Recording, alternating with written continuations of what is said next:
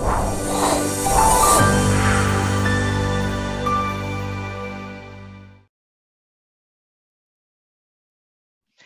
again, everybody. This is the Big Idea, Big Moves podcast. I'm Jamie Allison, and this is the destination for high performers. We talk to people from different genres, different niches, doing different things in their area of expertise that we can translate into our own lives. And I know today is going to be one of those days. We've talked to people from CEOs to athletes to all of those different things. And this person you'll see has an amazing background in a bunch of different genres as well. And so just before we jump into that, if you've been listening to the podcast for a while, you know a lot of the people we interview talk about writing intentional goals and doing goal setting. And one of the things that we've done is we've connected with Michael Hyatt's Full Focus Planner, where basically it's just a planner that helps and very specifically works through how to set goals and how to kind of set up journaling and things like that throughout your day. So just jump on our Instagram profile, which is bigidea_big moves. And you can go in the bio there and you'll see a link to that. So definitely check it out. It will be helpful, I'm sure. The other thing, as businesses are starting to open up, I know a lot of people who listen are business owners or are people who are kind of doing some of those things in business. Epitome HR is an HR consulting company that is helping out right now a lot of organizations that are looking at doing things differently for their employees or being able to kind of manage how things have changed as we come out of the pandemic and some of those things as well. So definitely check them out. It's www.epitomehr.com. So it's EPITOMEHR.com. And then today, I'm really happy with having the guests that we have today. I know that we've been trying to get this for a while, so this is awesome for me. Christmas Abbott went from a self-described reckless teenager to a top fitness and nutrition professional and influencer. She first discovered her kind of self-worth and passion in her contracting years in Baghdad during Operation Iraqi Freedom. She went on to compete in the CrossFit Games, the USA Weightlifting Nationals, and made history as being the first female pit crew in NASCAR, which is really cool. And we're going to talk about that, hopefully. She's a national best-selling author, seminar and lifestyle educator, and many of you will also know her probably as well for her 2 stints on the hit TV show Big Brother. So a very busy life, Christmas. So maybe I'll first of all thank you for taking the time today. I know you've had lots going on. So. Well, I didn't do all those things at once, but yeah. Yeah, that's true. Well, the one thing that I didn't mention, well, you've got such an amazing kind of resume already, and but one of the things I didn't mention is that that you're also a relatively new mom, which is kind of cool. And maybe I'll start there. How is that going, and how's it impacted you personally? It's the best. And it was really, really hard in the beginning. Yeah. Single mom, 2 years. He's 2.5 now, but now I live, his dad and I live in the same city. So we have this amazing co-parenting relationship. Yeah. And it just, he is the coolest little dude ever. And I love being a mom. And we do our workouts together. He helps me in the kitchen. I'm very much like, my job for him really is to create enough space for him to explore so he figures out what he likes. Yeah. And I just continue to foster that. Now, I know that when you were on the most recent Big Brother, you had to be away for a period of time. How difficult was that for you? And especially when he would have been pretty young at the time, was that hard?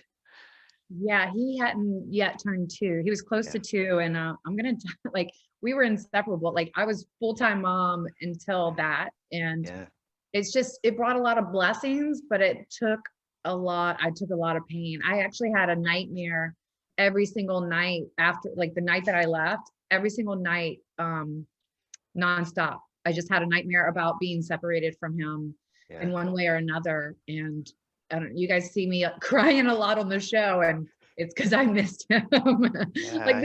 The game, whatever. Like, I can leave it on the field, right? But being away from him was it was this really awful torture. Yeah, probably pretty intense. And actually, one of the things is that you do, because of you mentioned it as there were blessings that come from it and other things. How hard is that, especially considering, I mean, you have a big influencer profile and lots of people know you for a whole bunch of different things. Is that difficult, living your life so publicly sometimes? Is that difficult? Yeah, because people, they see a sliver of what they think, Yep. and and they interpret you on a way that is, it's their thoughts and Yeah. think it. But I don't know, it wasn't really difficult until recently. Yeah. The last few years have been pretty tough for me. Yeah. And it makes me sad that social media and society just wants to eat you up as soon as they can, instead of, support and love you. Yeah. And so it is pretty intense at times, but at the same time, like since I have been in the public eye for so long and I've gotten some sort of criticism one way or another, I have tough skin, and that all led me to be able to not take that personally, and know my own character, know that the people that know me best understand that that's not what the situation is. Yeah. And it's just really, it's nice not to give a what. Yeah. In a way. Yeah. And like, I'm at a point in my life, which is really beautiful, that I do social media how I want to do social media now. And I don't have to rely on sponsors. Which is really awesome. And I don't have to rely on anybody's opinion. If you don't like it, go on through. Well, and one of the things that is especially with the pandemic, I'm sure, is that you've really started to blow it. I mean, you've got apps working, you've got a really big kind of online fitness empire almost right now. Did that accelerate it, I guess, when there was so much focus of online fitness and things like that? Did that help you, or was it something you were already doing? It was something I've been doing online training for almost 6 years now. Yeah. And I just launched a new app literally right before COVID started, which is a little bizarre. And so this one, the first one that I did was a rev share, and this one is completely mine. Yeah. And so I get to control all the content. I get to control it. And I'm actually expanding, where I'm bringing on influencers that have like just a different variety of personalities, different variety of workouts.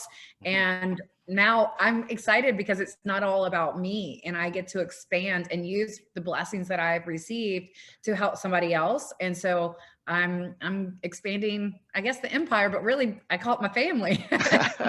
Well, and it is pretty cool because you do see a lot of kind of insights into your life and that kind of thing as you're building that out as well. Have you sharing? Yeah, I do.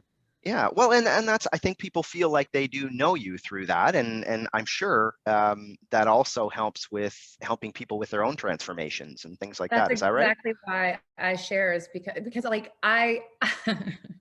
I'm real stubborn, obviously, with the things that I've done. It's like, tell me I can't, I'm going to do it twice.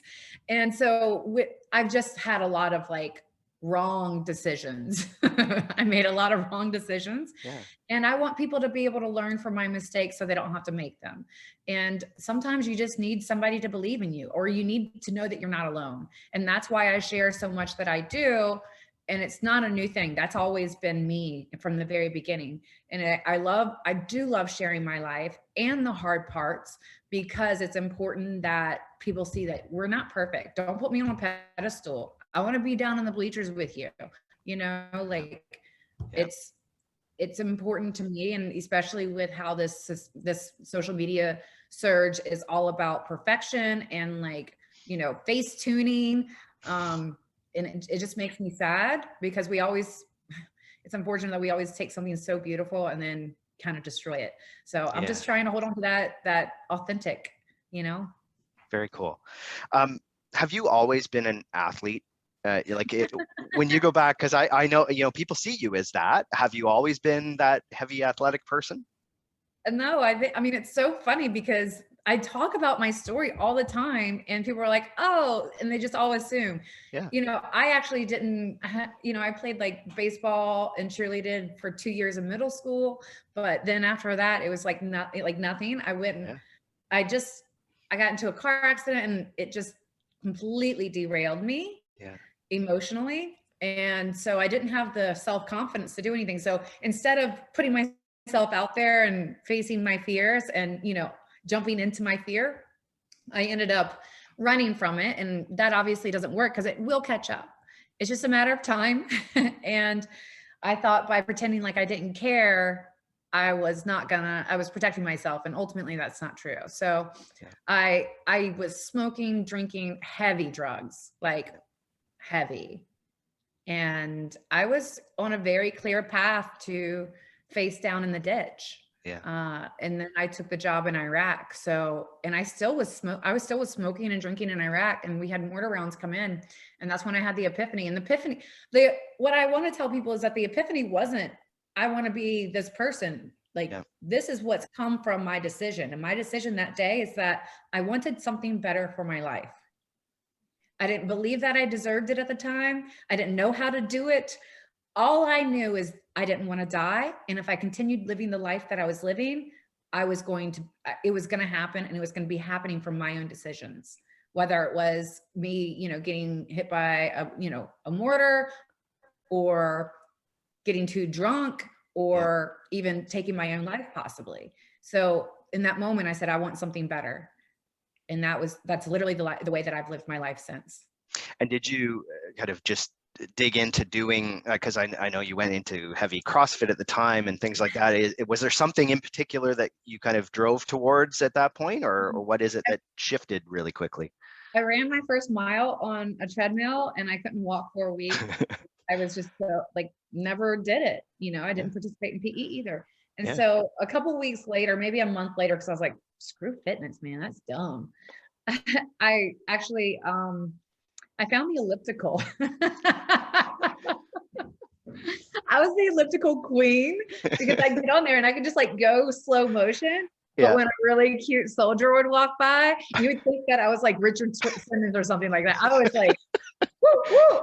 So I was kind of by this external motivation of these, cute soldier boys, I was doing interval elliptical training, and then, which is so funny. It was amazing. I was That's like, oh awesome. yeah, I'm working hard. Look at me. Yeah. And then, so literally a couple months go by, and I find that my body is changing, and it was overnight. It felt like, and I just looked at it and I was like, oh my God, what is that? Yeah. And I was like feeling it, and so that's when I got the bug. I was like, ooh, I want more. Yeah. Yeah. And I found, and one of the cute soldiers showed me a video of CrossFit. I watched Nicole with Nasty Girls, Eva T, and Annie Sakamoto, and I was like, that's what I want to do. And for the first year, I just was flopping around doing it myself. Yeah. It's not a good idea. But no. Remember, this is 2004. Yeah. Yeah. So it is not what it is now. It is definitely transitioned and just gone to something completely different, but awesome, Yeah. It's definitely blown up since that time, and a lot more structure around it and things like that as well. But so when you do that, I mean, now, do you find that is it easier for you to be aligned with people, your clients, people you coach, things like that, because of the journey you've taken? Do you think, is it something where you're able to connect with them better than maybe you would have before? I mean, before I changed my life. Yeah. Oh yeah. I was so emotionally unavailable and withdrawn, and just deep in my protective defenses. And so much so that I didn't even realize it. And so that's something that I've been working on a lot over the last few years, is I was able to connect with people, but I saw patterns in my behavior, and I was like, okay, there's something more to this. So I started to dig in deep on, my patterns, my behavior, why, and then I start going back, and it's been really healing. So these last few years have been extraordinarily tough. Yeah. And like, I can't tell you how many times I've just broken down, panic attacks, anxiety period. Yeah. And, you know, I just recently, literally 2 months ago, I feel like I really broke through and it just came together. Yeah. It's a different Yeah. level of happiness, I guess. Yeah, I never would have wanted anything like this. I never would have thought that I would have deserved this. Yeah. Before. Wow. So yeah, it does. And I feel I'm very empathic and I feel their pain and I see their frustration and their hopelessness. And so I want them to know that I was there. Yeah. Many years ago, but also not so, Yeah. Yeah. recently. Yeah. Just because you have it doesn't mean that like you're healed inside. Yeah. And so that's why I really like to share my story, because just because you have success doesn't mean that you're okay. Yeah. Yeah. Well, and the other thing that, you've made a big impact on people are, you've broken a lot of barriers. You've done a lot of things where you've had some firsts. I mean, we talked about at the very start about you were kind of in the first woman kind of pit crew in NASCAR. I mean, what has that been like? Because you've also been in industries that are very male dominated, male driven, and things like that. Have you seen change in that amount of time? And is it something that you think, is it kind of cool that you've impacted that? Yeah, I've actually my first job out of high school, I was a construction assistant. So like I literally out of the gate, I was in, male dominating industries left and right. And then I went to Iraq. Guess what? Like there aren't many women at all there, much less women under 40. And I was 22, bebopping around at the time. Yeah. And then I go into CrossFit, I was an early adapter. And I was one of the very few females that could keep up with the boys. Yeah. By the way, I like my military boys. I love you guys. And so like, I guess like that was a norm for me. I never sought it out. I never looked at something and said, okay, let's go disrupt this and make a change. And I think that that's part of the blessing, is that it was part of my role. And I kept finding myself in this position, or creating this position in a way, because I have the strength to do it. And because I can share my story, and I'm just the conduit, right? Yeah. I'm just the tool. And that's how I see it, is that it's cool to see things changing left and right. And I'm like, I do feel good about having a part of that, even if it's not recognized. Yeah. But I'm like, yeah, I was part of that movement. We pushed. Yeah. Yeah. Well, and the other thing is that you've really, some of the things that you've accomplished, and it'd be interesting to know, is this something you plan, or is it something that just has happened because of your personality, where you've created opportunities, obviously, because you've been able to move into certain areas. Is that something, like, are you a goal setter that you think, okay, I'm really going to tackle A, B, C, and D, or I'm going to make sure that I get, on this show or do this on social media? Is that a planned thing, or is it just something that happens for you? It's very organic. And the reason it's organic, and people are like, oh, things just fall into her lap. No, like I'm the hardest worker you will find. And I realize, like the whole talent versus hard work, I am the hard worker. Okay.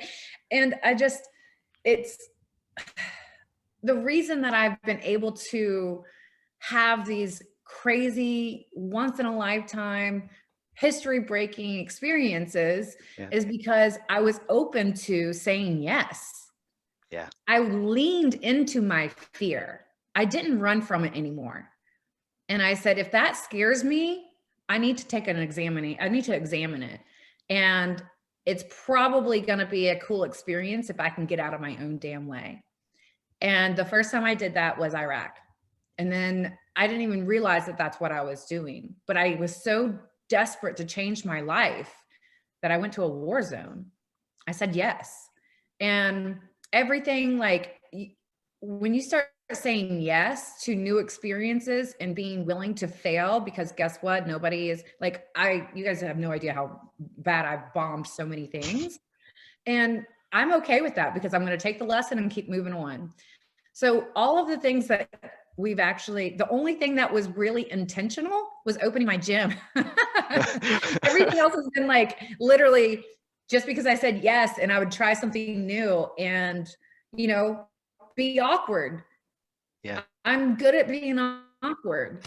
And I'm like, I don't care. Like, it's gonna give me an experience that I don't know. And I'm okay with not knowing what's gonna happen. So it's not about failure. Like, my fear isn't about failure. My fear is about not living my true potential in life.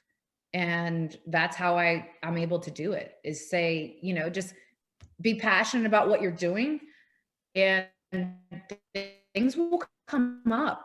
And when things come up, say yes. I recently had this amazing opportunity fall into my lap, right? Yep. Quote unquote. Yep. And it's because I said yes. Yeah. And now well, and how many things changed. that so you've it's, had. it's just wild. Yeah. Yeah. Like, I mean, that's the thing only is, intentional one was my gym. yeah, that's crazy. Yeah. I mean, but at the same time, it is, most people, whether they're high performers in any different field, when you ask them that question, a lot of the time is that they've taken advantage of opportunity, and that can be in business, it can be in kind of whatever area. So it sounds like it's something very similar. Now, one of the when that comes up, I definitely. Oops, sorry. When no, that go comes ahead. up, I definitely like once I have that little, what I call my magic, right? And I get that little tickle or that little curiosity, right? I'm very curious. I want to learn. Yeah. Once I have it, I'm in it. And like that's when I start planning. Yeah. And that's when like I become this very, I'm like, I call it my monster, like my little monster. It's just the goal is the only thing I see. So, well, it must be that competitiveness, right? Like, you are competitive, obviously, if you're kind of in the different things that you've done. I wonder, like, when you have that goal, are you, is it kind of, you know, is there almost an addictive piece to making sure that you achieve the goal at the same time? Previously, yes, right? But here's the thing about my competitiveness is it's that I want to be able to perform my best. And some days it's not 100%, and that's okay. Yeah. I have realistic expectations of myself, but I also want to give myself the opportunity to surprise myself, you know? And I love working towards a goal. I like the process. Usually the end result is only as good as the process was.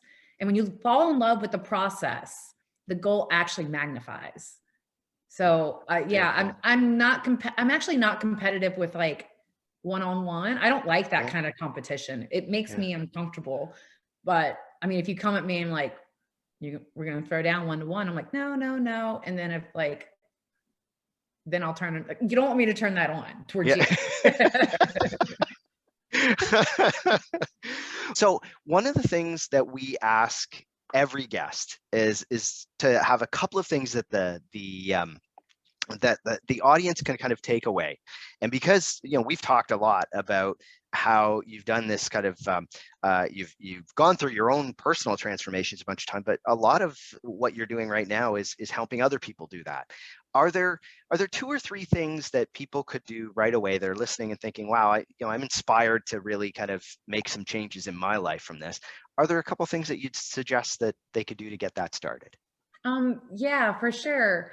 So one thing that I do with my rebels who are on my fitness app, and then also, I don't have a word for them, but with my Q team, is that we do goal setting, and we do short and long-term goals, and very specific, but the template is very, very simple. And it can be applied to whatever. So first of all, I say, like, what is your, we're going to have a certain subject, so it's not so broad. I like kind of narrowing it down for them because people have anxiety with too many options. Yeah. And so I say, okay, this is what we're going to do. What's your 6-month goal? And I want you to dream, like, just dream as big as you can. Just imagine how, like, make it just so ridiculous that you even laugh at it. And you're really just like, it's just impossible, right? Yeah. Yeah. It's guaranteed impossible. So write it down, write it down. And then I say, tell me now, it's the second step is give me the details. What is it like? How do you feel? What is achieving that goal going to do for your life? And then how does your life look like? What are you doing? And then what I'm able to really pull out is the why that they probably didn't even recognize. Yeah. Right. Yeah. So now they have their why.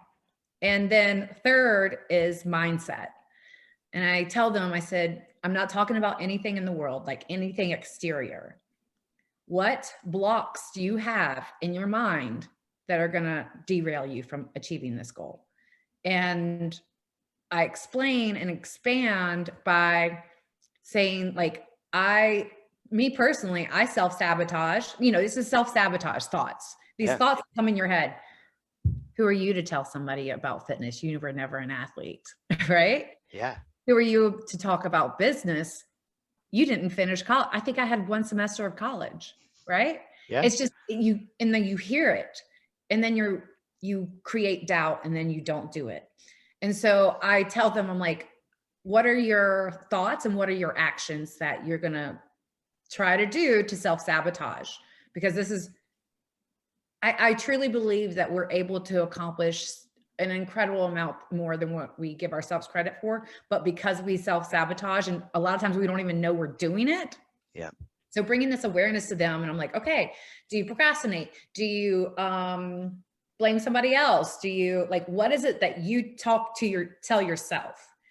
And then I'd say, write it down, become aware of it. When you hear that voice, know that it's a liar and prove it wrong.